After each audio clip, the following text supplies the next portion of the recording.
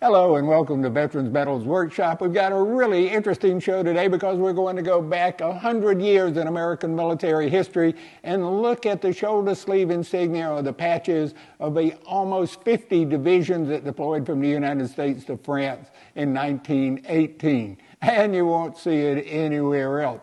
In fact, there were no division patches in 1918 initially until the 81st Division arrived in France, and all of them had on a shoulder sleeve insignia of a black bobcat on an olive drab background.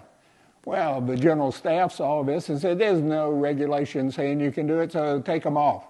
Well, the Commanding General of the 81st Division said, well, look, General, this represents all of our training together on Bobcat Creek in Fort Jackson, South Carolina. It's a big morale builder. Let us keep the patch. And General Blackjack Pershing said, well, you're right. And better than that, we'll get all of the units to come up with shoulder sleeve insignia or unique patches. And today we're going to take a look at all of those 49 division patches, and this was the first time the United States had divisions. We'll see those that deployed to France. And you'll see, for example, that, well, some of them put their patches on sideways when they were supposed to go vertically. But sometimes the patches arrived with no explanation of how it was supposed to go, so the guys, the doughboys, did it the way they wanted to do it. So you're not going to find this information anywhere else. A lot of it came from research of this 1919 National Geographic, so if you can find one of those, and good luck. It was only $3 in 1919. Maybe a little more expensive today. Also, I was able to find some rather old Army posters. Kind of interesting. And then all of the patches came from Peter Morgan's book, United States Military Patches. And it's got 5,000 patches in it. And by the way, there's not going to be another production run of this. So if you want the best patch book in America, you need to go to Amazon and get it now. Peter's 92, so he's not going to do it again. Okay, come on, let's take a look at the military shoulder sleeve insignia, I'll get this right in a moment, or the patches that our doughboys wore in 1918 and 1919 when they were fighting the Great War in France. By the way, the only place that I know that all of these divisional patches are displayed in one area is in a 24-foot stained glass window at the Army War College in Carlisle, Pennsylvania. If you're ever there, you need to go by and see it. The Allied Expeditionary Force in France was organized into three armies. The first army, shown on your left, was a black A, and it had, in the lower part of the insignia, different devices to represent different arms of the service. For example, this one shows engineers. The second Army insignia is shown in the center, and the colors of the insignia come from the standard colors of an Army headquarters used by both the French and the Americans, a flag of red and white, with the red being in the upper half. The patch of the Third Army, which is shown on your right, the Third Army was formed after the armistice to advance into Germany and occupy the bridgehead at Koblenz. It consisted of the 3rd, 4th, and 7th Corps, and the insignia, an A inside of an O, stands for Army of Occupation. Here are examples of the 8 Corps patches, starting in your upper left with the 1st Corps, going to the 2nd Corps, 3rd, 4th. The only thing that is different from World War II is the 5th Corps patch in World War II was blue and white like the other patches. 3 examples of the 1st Infantry Division Big Red 1 patch are shown starting on your left. The 1st Division was the first in France, its headquarters arriving there in June 1917, and it was the last complete division to return in September 1919. First in, last out. During its time in combat, the 1st Infantry Division lost over 4,000 soldiers killed in action and over 17,000 wounded. Second Infantry Division insignia shown on your right was, well, it was developed by a truck driver because, according to reports, he painted the device on the side of his truck, and it was selected as the insignia for the division. Wait a second. I've got to tell you one very unusual fact, and that is, of course, the Marines were assigned to the Army during World War I. So you're going to see special U.S. Army 2nd Division patches that were worn by the Marine regiments that were under the command of the 2nd Division. Of course, they got the laugh, too. You put Marines in command of an Army division. The only time that's ever happened. The 2nd Division also had a number of unique variations. It used both colors and shape. Black for headquarters company, green for supply companies, purple for machine gun company, red for the 1st Battalion, white for the 2nd Battalion, or yellow, blue for the 3rd Battalion. And the shape of the backgrounds for the different regiments. The 9th Infantry had a pentagon shape, the 23rd Infantry a circle, the 5th Marines a square, the 6th Marines a diamond. What, they had Marines in the 2nd Infantry Division? Yes, they did. That's where the Marines were assigned. But they got the last laugh because they had a Marine general in command of the 2nd Infantry Division. They even named a post, Camp Lejeune, after him. Here's some more interesting variations. You can see that the artillery would shape a background like a shell, and the engineers might shape their background like an engineer castle. I think it's amazing that Peter Morgan found so many variations of the World War I patches. The 2nd Infantry Division led all of the American divisions in France, and the number of Distinguished Service Crosses awarded. Over 600 were awarded, according to official reports. The 3rd Infantry Division landed in France in April of 1918 and went into the lines and helped defeat the last major German offensive. And for its conduct on that occasion, it earned the title of the Marne Division. The 3 white stripes of its insignia are symbolic of the 3 major operations in which the division participated: the Marne, St. Michael's, and Meuse-Argonne. The blue fields symbolize the loyalty of those who place their lives on the altar of self-sacrifice in the defense of American ideals of liberty and democracy. The 4th Infantry Division went into France in May of 1918. Named the IB Division, the 4th Division used a rebus for their design. The 4 IB leaves indicating the division number and the Roman numerals IB, pronounced IB. The 4th Infantry Division, along with other divisions, often took their patches and painted them on the front of their helmets, as shown here. And on your right are 2 interesting variations of the 4th Infantry Division patch that were handmade during the Great War. The 5th Infantry Division landed in France in May of 1918, and an older version of a patch is shown in the upper left, a red diamond with a 5 in the center. The final variation is shown to the right, just a red diamond. The insignia, the Ace of Diamonds, was placed on all the divisional baggage as a distinctive mark before leaving the United States for overseas service. No real significant meaning is recalled, except the red was a compliment to Venn, the commanding general, who came from the artillery. The 6th Division was organized in November of 1917 at Camp McClellan, Alabama, and arrived in France in July of 1918. The insignia is a 6-pointed star in red and is frequently seen with the figure 6 superimposed on the star, but the numeral 6 was never really authorized. The division was famous in the American Expeditionary Force for having marched more than any other division, and in fact had the nickname the Sightseeing Six. This photograph, taken after the armistice in 1919, shows a young major proudly wearing the 6th Infantry Division patch on his left shoulder. Starting on your left is the 7th Infantry Division, and it landed in France in August of 1918. The 7th Division has 2 7s, one in the regular position and the other inverted, making the familiar hourglass design. It was originally used as a baggage marker and been adapted as a division patch. 8th Division, the blue patch with the white 8 and the gold arrow, was organized in Fremont, California in December 1917. When the armistice was signed, only 1 regiment of infantry had left for France. The remainder of the division was at port ready to leave, but all the troop movement was suspended.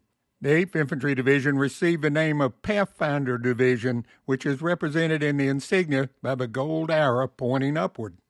The 10th Division was organized in August of 1918, and to tell the truth, it never reached France. The insignia, as you can see, was a gold Roman numeral 10, surrounded by a gold circle on a light blue infantry background.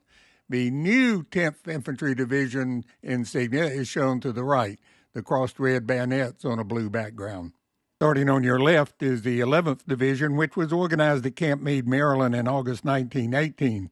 Like all of the divisions numbered from 9 to 20 inclusive, several of which chose no insignia, it never left the United States. It became known as the Lafayette Division, the profile of the Revolutionary War hero being represented in the insignia. The 11th did show up again in World War II, and that's in the wheeled blue and white insignia just to the right of the Lafayette Division, and it was one of the ghost divisions in General Patton's army that was used to fake out the Führer bunker on what army was coming across the channel. And the 11th turned up again just before or just during the beginning of the Vietnam War as the 11th Airborne, a test division. The 12th Division was organized at Camp Devens in July 1918 and took the name of the Plymouth Division because it was recruited mainly from the New England states. Starting on your left is the 13th Division, and you have to love this patch. It was organized in Camp Lewis, Washington in September 1918, and the device included two proverbial bad luck symbols, the figure 13 and a black cat, surrounded by the good luck horseshoe, indicative of the doughboy's confidence in his ability to overcome all hoodoos. The 13th Division was later reactivated as an airborne division in World War II. The 14th Infantry was organized at Camp Custard, Michigan in July of 1918, and it took the name of a Wolverine Division because those animals were very common in Michigan in the early days. The head of a wolverine appears on the insignia, and quite often you would see a tab above the patch with the word Wolverine. The 14th Infantry patch to the right was where the 14th Division turned up again during World War II in Operation Fortitude as a ghost division. Oh, one thing I need to ask a favor. If you enjoy these programs, please subscribe and like us too. Yeah, and that'll keep us on the air. Thank you. And on your left is the patch of the 18th Division, which was organized at Camp Travis, Texas in August of 1918 and acquired the name of the Cactus Division, which appears on the insignia, together with the Latin motto meaning, "Touch me not." The 19th Division patch, shown in the center, was a National Guard division established in early 1917, consisting of Arizona, California, Colorado, Nevada, and New Mexico, and Utah. The 19th Division did not go overseas and was demobilized in February 1919 at Camp Dodge in Iowa. The 19th Division patch to the far right was when it became a Phantom Division during World War II's Operation Fortitude. Starting on your left is the patch of the 26th Division, and the 26th was the first National Guard division to enter the line in France and was preceded only by the 1st Infantry Division. The 26th Division saw heavy combat and had over 2,000 men killed in action and 11,000 wounded. It was composed of National Guard troops from the New England states and was named the Yankee Division, and they used those initials in the center of the patch, YD. The next interesting-looking patch is the 27th Division, which was a New York division of the National Guard. It arrived in France in May of 1918, and its entire active service in Europe was with the British as part of the 2nd British Corps. Oh, here's a little fact about the 27th Infantry Division patch, which is very unusual. It was designed as a pun on the name of a division commander, Major General John Orion. So they put the constellation Orion in, along with the initials of NY, the New York, where the division was formed. Oh, and they had another restriction. You could not wear the patch unless your commander designated you as a first-class soldier. Pretty unique background. The 28th Infantry Division was a National Guard division, and it was formed primarily with men from Pennsylvania. Therefore, the state symbol, the keystone, was adopted as their patch design. The color red was, well, it was arbitrarily chosen by the division commander. The Keystone Division was heavily involved in the fighting in World War I, with over 2,500 soldiers killed and 11,000 wounded. It had the highest losses of any National Guard division and was exceeded only by the 1st, 2nd, and 3rd regular divisions. On your left is the insignia of the 29th Infantry Division, and it was made up of National Guard members of New Jersey, Maryland, Delaware, Virginia, and the District of Columbia. It arrived in France in June of 1918 and saw a good bit of fighting. The divisional insignia is taken from the Korean symbol of good luck, and the personnel, partly from the North and partly from the South, was responsible for its name, the Blue and Gray Division, for the colors of the insignia. Center patch is that of the 30th Division, which was organized at Camp Server in Greenville, South Carolina, from the National Guard of Tennessee and North and South Carolina. It arrived in France in May of 1918 and saw considerable combat.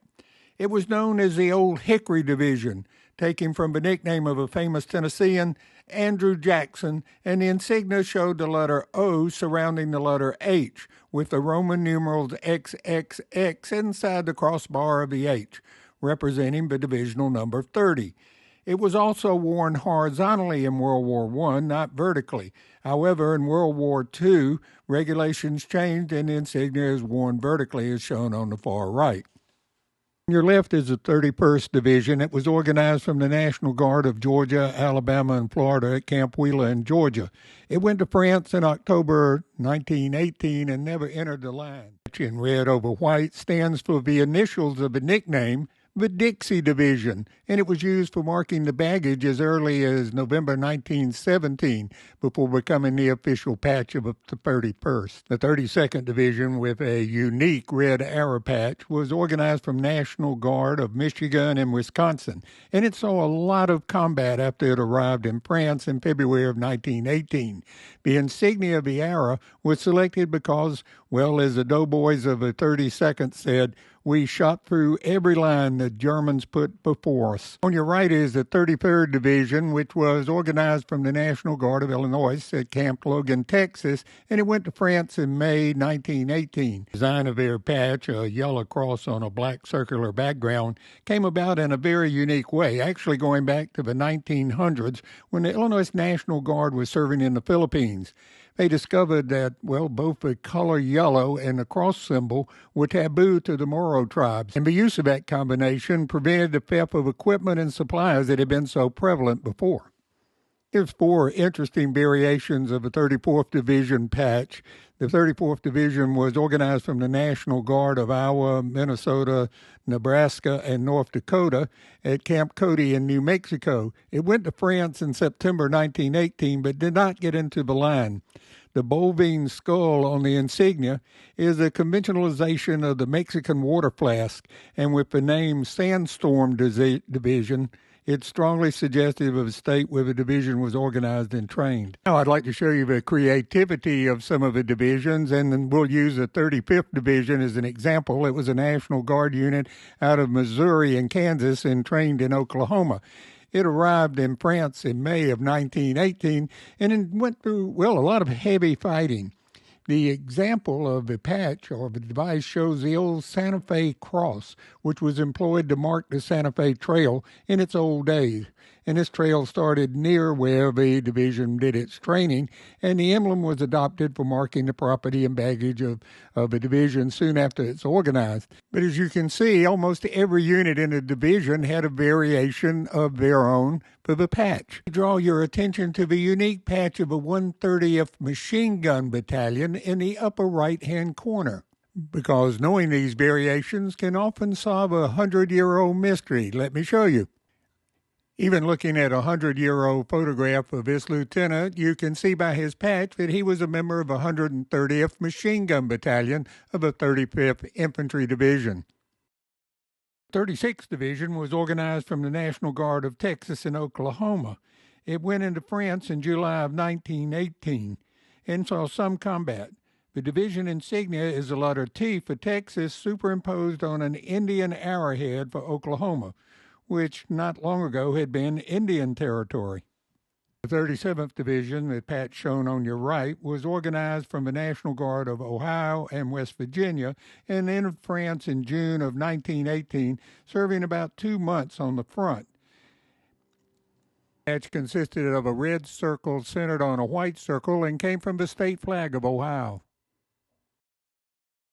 Left is the 38th Division, which was organized from the National Guard of Indiana and Kentucky. It went to France in October 1918, but never into the line. The 38th Cyclone Division came by its nickname during World War I while in training in Mississippi. A storm leveled its encampment, and they promptly adopted the motto and used the letters CY on their patch to indicate the name. Patch is that of the 40th Division, which was organized from the National Guard of California, Utah, Arizona, and Colorado, and it went to France in August of 1918. It really became a replacement division, and over 16,000 members of the division were sent as replacements to the front. It was known as the Sunshine Division, and the original patch was a blue square with a gold sunburst, so there were variations as shown to the right. The final patch on the far right is that of a 41st Division. It was organized from the National Guard of Washington, Oregon, Idaho, and Wyoming, and it arrived in France in December 1917. It was basically a replacement division in France, and almost 300,000 replacements went through it and went on to the front. It was known as the Sunset Division, and its members wore as their distinguishing device a sun setting over the blue waters of the Pacific. Starting on the left is the 42nd Infantry Division patch, and it has a really interesting story.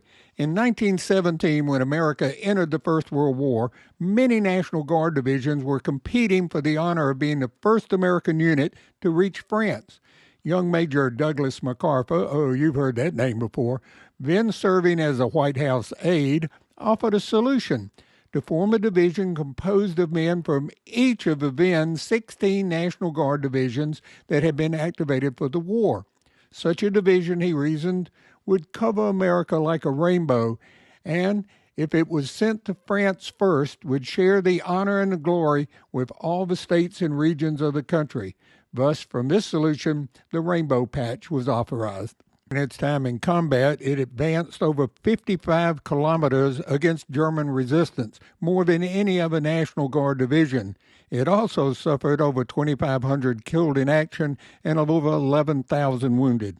The next patch we'll look at is the 76th Division, and I need to tell you that the 76 and all of the patches that we're going to look at from now on were known as the National Army Divisions and were organized from the first draft in September of 1918. The division went to France in July of 1918 and was basically a replacement division, sending over 19,000 replacements to the front. The original World War I patch was a Liberty Bell in blue with a crack in it on an OD background.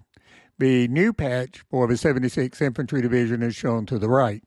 The 7th Division was composed of men from southern New York to include New York City. The 78th Division was made up of men from western New York State, New Jersey, and Delaware, and was stationed at Camp Dix, New Jersey, and went to France in June of 1918. The original insignia was a semicircle of red, and that was adopted in the United States for marking baggage. When the shoulder sleeve insignia was adopted in France, the lightning bolt was added to represent the popular name of the division, the Lightning Division. Far right is the Cross of Lorraine, or the insignia of the 79th Division. It was formed of men from eastern Pennsylvania, Maryland, and the District of Columbia. It arrived in France in July of 1918 and did see some continuous combat. The device of the division is the Cross of Lorraine, a symbol of triumph dating back to the victory over Charles the Bold, the Duke of Burgundy, in the 15th century. The original patch of the 80th Division is shown on your left, and the new one is shown in the center. The 80th Division was formed of men from western Pennsylvania, West Virginia, and Virginia. The division lost over 1,100 men killed in action and over 5,000 wounded, which was a really heavy record for only 18 days of fighting. Far right is the patch of the 81st Infantry Division. It was composed of men from North Carolina, South Carolina, Florida, and Puerto Rico, and it went to France in August of 1918. The 81st Wildcat Division is generally credited with having the first shoulder patch as we know it today. The unit trained at Camp Jackson, now Fort Jackson, South Carolina, along the banks of the Wildcat Creek. When they disembarked in France in 1918, they were wearing a shoulder patch depicting a black wildcat on an OD background. This caused quite a stir among the staff types in France, and the troops were at first ordered to remove the patch. But on recommendations from more forward-looking staff officers and the commanding general of the 81st, General Pershing decided that this concept could have a positive morale aspect among the troops. He then ordered that all units come up with a design that could be made into a patch for their respective organization. This opened the floodgate for every outfit to use their imagination. Consequently, today, we have this concept of military patches throughout all of the military units of the world. The famous 82nd Airborne Division's shoulder sleeve insignia or patch comes from its initial design in World War I, when, it was first used as a red square with a blue circle inside, and that was used to mark the baggage of the 82nd Airborne Division. But when they assembled the division from 6 different forts in the United States, they added the letters AA to indicate it was an all-American division with troops from all over America. And of course, in World War II, the tab for Airborne was added. But it's interesting that their patch started out as a baggage marker. The 2nd Division was the 2nd National Army Division to go overseas and went into the line in June of 1918. The letters AA in the center of the patch, of course, stand for All American, the name by which the division was known. But in 1918, those letters were in gold for officers and white for enlisted men. Is the 83rd Division. It was formed of men from Ohio and West Virginia, and it went to France in June of 1918 with 1 regiment sent to Italy. Ohio is a state that furnished most of the division's troops during World War I, so it seemed only natural that the patch design would reflect that. Therefore, the design is an anagram of the letters OHIO, Ohio. The 84th Division was formed of men from Indiana, Kentucky, and Southern Illinois, and it went to France in September 1918, but it never went into the line. The original patch had the word Lincoln across the top, his axe, and the number 84 at the bottom. The newer version of the patch is shown just to the right of it. All right is the patch of the 85th Division with a red CD on an OD background. The 85th was formed of men from Michigan and Wisconsin and was stationed at Camp Custard, so it became known as the Custard Division. It basically sent replacements to the front except for 1 regiment, which ended up in northern Russia. Starting on your left is the original patch of the 86th Division. It was formed of men from northern Illinois and was stationed at Camp Grant. It went on to France in September of 1918, but never got into the line. It was known as the Black Hawk Division, which is represented in the insignia. The 87th Infantry Division, known as the Golden Acorn, with a golden acorn on a green background as a patch, was formed from draftees from Louisiana, Arkansas, and Mississippi. It went to France in September 1918, but never got into the line. The 8th Division had draftees from North Dakota, Minnesota, Iowa, and Western Illinois. It in France in August 1918 and was in a quiet sector for about a month. Examples of the shoulder sleeve insignia are shown on the far right. The insignia was developed by using 2 figure 8s at right angles, the results being a 4-leaf clover representing the 4 states from which the personnel of a division came. It's in blue for the infantry, machine gun battalions, in red for the artillery, and in black for the rest of the division. The 89th Division was formed of men from Kansas, Missouri, and Colorado, and landed in France in June 1918. It had a strong combat record and captured over 5,000 German prisoners. The division was known as the Middle West Division, and the insignia is the letter W, which when inverted became an M. The central open space is colored to show the organizations, and I won't go into too much detail, but for example, infantry brigades were sky blue, artillery was scarlet, and I'll just show you a few examples to include a special patch for the best company, best battalion, best regiment. The current 89th patch is shown in the center in the national colors of red, white, and blue. The 90th Infantry Division patch is very interesting. The letters T and O stand for the states of Texas and Oklahoma, where the majority of the members of this division originated during World War I. They selected the anagram of those letters to form their patch design. The 91st Infantry Division was formed by men from Alaska, Washington, Oregon, California, Idaho, Nevada, Montana, Wyoming, and Utah, and it arrived in France in July 1918. They selected the fir tree as their patch, being a typical symbol of the Far West, the home of the division. And also, being an evergreen, it was emblematic of the state of readiness of each unit of the organization. The center patch of the Buffalo Soldiers is the 92nd Division, which was formed of colored troops from all of the states before leaving for France in June 1918. It's almost 2 months on the front. The name and the design of the 92nd Division comes from the fact that it was originally a colored or Negro unit, and the Plains Indians called the Negro soldiers Black Buffaloes when the troops wore the heavy buffalo robes during the harsh winter. The patch design for the 93rd Infantry Division is a light blue World War I French helmet on a black background. And that alluded to the fact that it was an all-black division, a Negro division, and it was actually parceled out to serve with French units, and it covered itself with a lot of honors. A number of the soldiers were awarded the Croix de Guerre, but you don't normally see the patch when you see a deployed division because it was one of the few divisions that was broken up in separate units and parceled out to the French.